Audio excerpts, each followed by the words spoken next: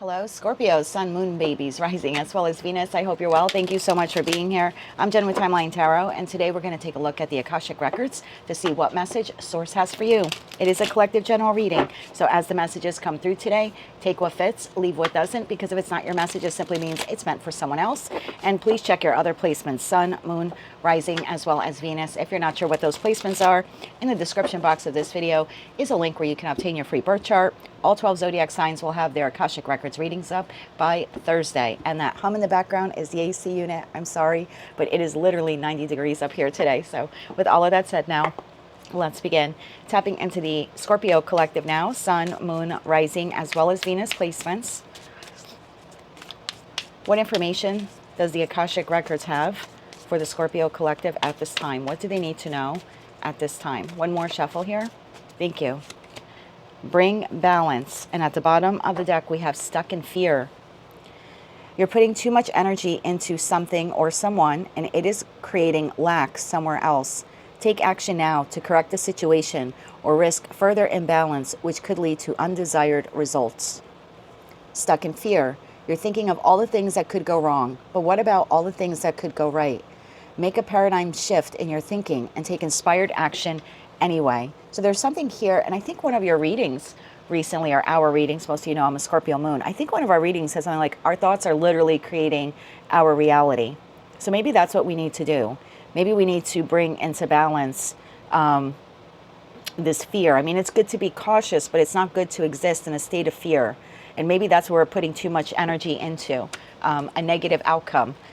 Or someone, abusing our trust or lying to us again, or you know what I mean? Or, oh, this business is not going to work out. Something like that. I think we're putting too much energy into fear. Let's see where we go with this. For Scorpio, Sun, Moon, rising, as well as Venus placements. I also notice in the Bring Balance card, the individual is holding the scales of justice. So maybe this fear that we're holding on to or putting too much energy into fear, since the scales of justice resonate for me as Libra, and Libra is the house of partnerships, and that's any partnership, right? Marriage, contracts, whether they're professional, platonic, or romantic, maybe it is affecting a particular connection or just connections in general for us. Maybe we're very mistrusting of people because of past experiences that we either had with them or with other people. Tell me more about this here, okay? First card out of the deck, we have the Emperor. The Wheel of Fortune came out on its side, and we're going to take it that way. And then we have the Queen of Swords, bottom of the deck, the Fool. Okay, so there's something here about not trusting individuals. Sometimes we do, sometimes we don't. It's never, and the same thing with the fear. Sometimes we're stuck in fear. Sometimes we have no fear, which means we trust blindly, right? So there's something here about becoming more discerning as the Queen of Swords. So it's a trust but verify. It's not a blind trust, but it is a trust by verify approach. And maybe that's the new beginning that we need to have. Tell me more about the Emperor here. Tell me more about the Emperor here for Scorpio. Why is the Emperor here? And I feel like this is something we can change. I think this is something we can change. You know, the Akashic Records is basically, if you believe in them, which if you're watching this reading, I assume you do, it is a record of our soul's journey. And every now and then, usually every 5 to 6 months, I'll tap into them to do a reading for all 12 signs. Last time I did it was December, and before that, I believe it was May of 2025. By the way, if you're wondering what day I'm recording this on, I'm recording this on May 17th, 2026. So I would be interested to know what the Akashic Records were for you in December and also in May of last year. I don't remember it offhand. Clarify the Emperor here. One more shuffle. Thank you. The Emperor is clarified by the 8 of Cups, the 6 of Swords, and the 9 of Swords. Well, there's the fear. Bottom of the deck, King of Wands. If you've seen my readings before, I hope you have. Welcome back. If you haven't, welcome anyway. But for me, Queens exist in the present because they process the past, and Kings take action. So at some point in time, you made a decision here to move on from a disappointing situation, environment, or connection. I don't know when you did that. A year ago, 10 years ago, 30 years ago, but you did. And because of that disappointing connection that you had with an individual, there's something here about existing now in a state of fear, and I almost want to say panic or anxiety when it comes to connecting with other people. So whatever transpired here, and it could have been one person, it could have been many relationships in your life, professional, platonic, romantic.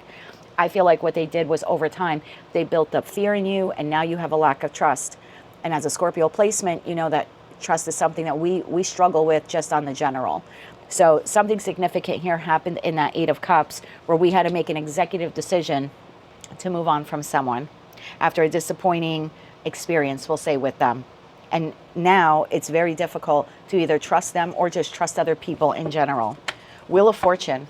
We can turn this around. Again, I feel like there's more of a trust but verify approach, as opposed to everyone is an effing liar and I'm, existing in a state of fear that everyone is going to do me wrong at some point. Wheel of Fortune. Tell me about the Wheel of Fortune on the side here. Tell me about the Wheel of Fortune on its side. One more shuffle. Thank you.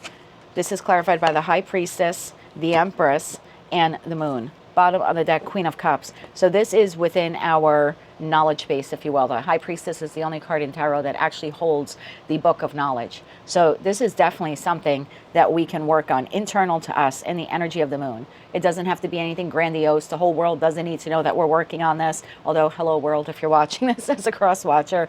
But there is something here about getting in control of our emotions, where we can trust but verify, as opposed to just assuming everyone is out to get us, or everyone is jealous of us, or everyone is going to backstab us, or everyone in time will betray us.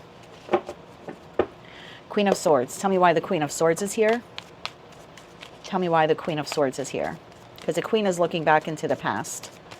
One more shuffle.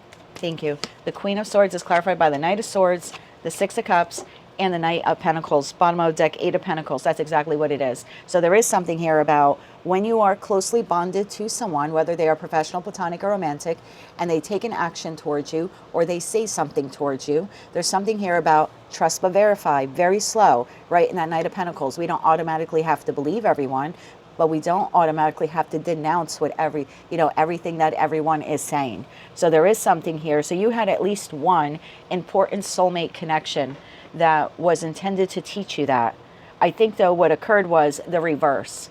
Like if you're in a relationship with someone, let's say it's a romantic partnership, and there were a lot of red flags, and you participated in that connection by like burying your head in the sand or ignoring the red flags, post-relationship, you could very well likely have the opinion of everyone is a liar, I'm never going to trust anyone again. But it's not so much of not trusting anyone else again. It's like you need to trust yourself again.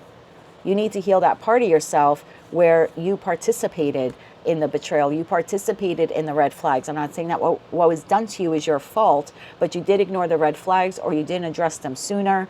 You know what I mean? So now moving forward, instead of walking away and saying, from this moment forward, I'm going to trust but verify, or question, or ask for clarity, now you automatically assume the person or people in general are lying to you.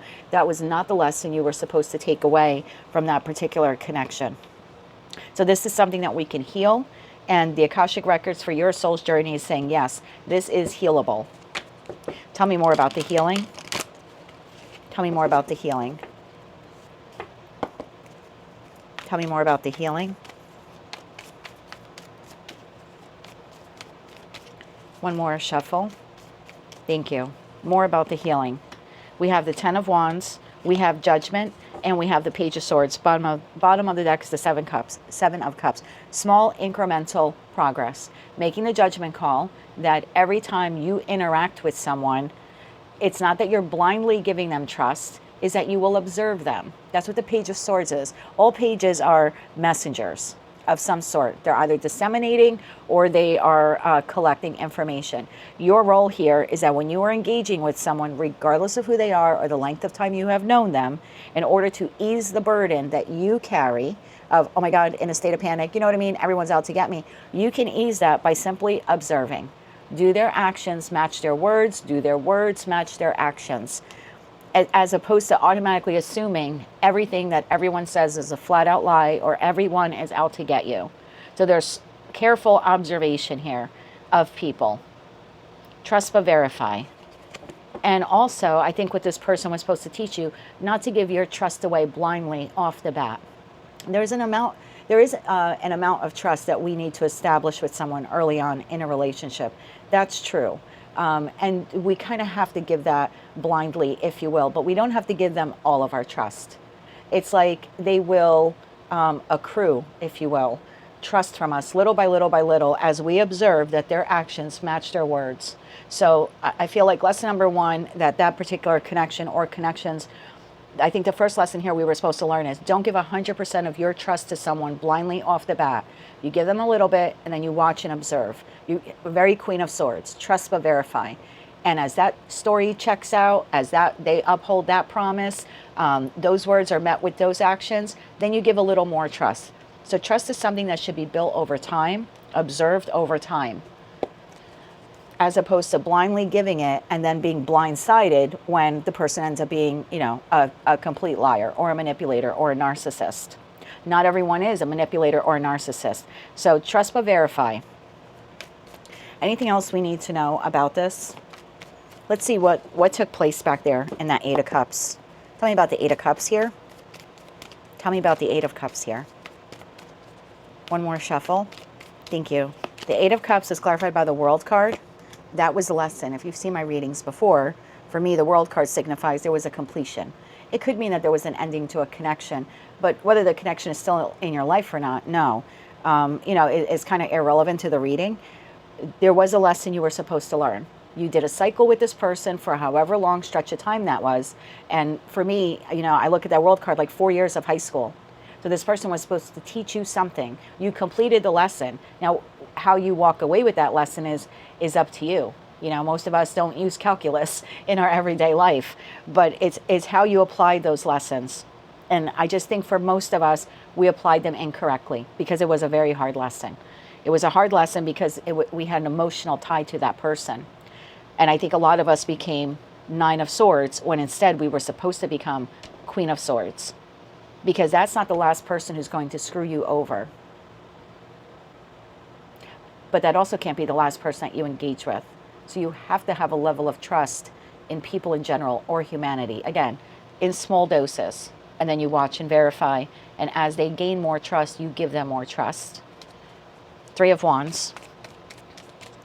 And so that World card with the Three of Wands, it's like after that lesson was completed, you were supposed to move on into the world, whether this person was still in your life or not, with that lesson. Queen of Wands. Because again, queens exist in the present based upon the past. And that's what you were supposed to do. Nine of Pentacles here at the bottom of the deck. So based upon those past experiences, you were supposed to move forward and take action and engage with people based on that one lesson. The last time I blindly gave all my trust and someone scorched earth it, I can't now be rigid. You can't just be the Queen of Swords moving out into the world. You'll have like no one in your life. You'll be an agoraphobic. You'll never leave your house. You'll never have connection. I say that as a Gemini sun sign, like that's technically my queen. But you can't exist as the Queen of Swords. You also can't exist as the Queen of Wands, which is, oh, if it feels good, I'm going to believe everything that comes out of your mouth because maybe you stroke my ego or you tell me I'm handsome or you tell me I'm pretty. So there's something here about actually becoming the Empress. That when you, whether you're masculine or feminine, that when you go to nurture a connection, birth a connection, there's something here about, yes, you take those experiences, but you apply them differently now. You can't be, I'm going to believe everything or I'm going to believe nothing. There needs to be a happy medium. And in that happy medium is Queen of Cups and Queen of Pentacles. Those are the two queens not on the table.